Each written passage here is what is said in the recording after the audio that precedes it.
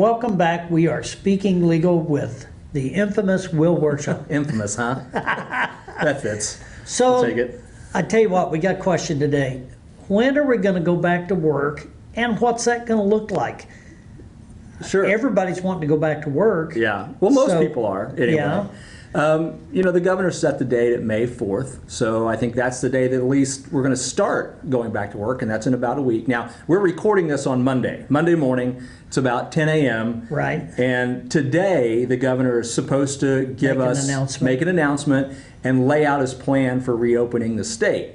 So we're going to find out then, later today or yesterday, exactly what that plan is, who's going to be allowed to reopen, and how they're going to be allowed to reopen. I think those are the two main questions that we're looking at. Yeah, people are wanting to go back to work. I just wonder that when he does open up the floodgates, if social distancing is going to apply, like restaurants, are they going to set tables, proportionately apart, and who's going to wear masks? Servers, are they going to wear gloves and mask, or who's? I wonder what that's going to look like. And those are all the things I think that we're expecting to see happen. Limits on parties, no parties greater than 6 is something I've seen out there.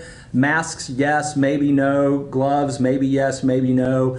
Are all the employees going to have to wear them in restaurants? Maybe, maybe not. We don't know. Of course, the mask thing's really interesting because there's two different kinds of masks. There's masks that are designed to protect the wearer, and there are masks that are designed to protect everybody else from the wearer. And so sometimes people are confused about why masks are recommended and which types of masks, and it's been a whole fun social media argument with a bunch of finger pointing on all that. But I think what the governor's goal is to get people back to work. So I think those businesses, those sectors of business that employ lots of people, like restaurants, are where we're going to see the restrictions easing first. I don't think they're just going to open the floodgates, like you said, but I think that's where we're going to see people saying, yeah, you can go back to work. I think the question is going to be, even if those restaurants are open for dine-in service, are people really going to want to go? Exactly. We've changed our habits here in the past 4 weeks. We've gotten used to carry out. We've gotten used to eating at home. We've gotten used to Amazon delivery, even if it's not Prime anymore. So I think that's going to be the interesting long-term impact. Yeah. The other question is, what happens if you violate those restrictions, either intentionally or unintentionally? Are they going to give you a ticket, or how are they going to enforce that? Yeah, I don't know. I would expect tickets would be the way to do that. I can't really see, even though technically if it's a criminal offense, they have the authority to do that, hauling people off to jail. In that scenario, I think that would only happen if they had said, hey, you need to leave, and you refuse.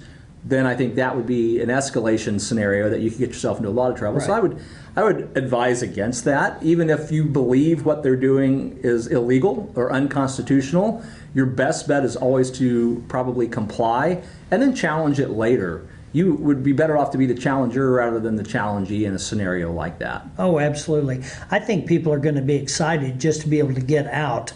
And even if we social distance, I think if we keep in mind we're supporting our local businesses and we're helping rebuild our society. Right. So I think if everybody will comply and we can jumpstart this quicker and, just gradually get back into some sense of normal activity. Well, I just want to see a Springfield Cardinals game. That's what I want to do. Absolutely. But until we get all the way opened up, we've got our online resources. In fact, tonight there's a webinar. It's a free webinar. You can go to my website at willworsham.com, click the link to register for the webinar. Once you register, it will email you a link to attend. All you have to do is click the link when the webinar is about to start, watch that webinar. That's willworsham.com, or you can call me at 863-9455 anytime. Sounds good.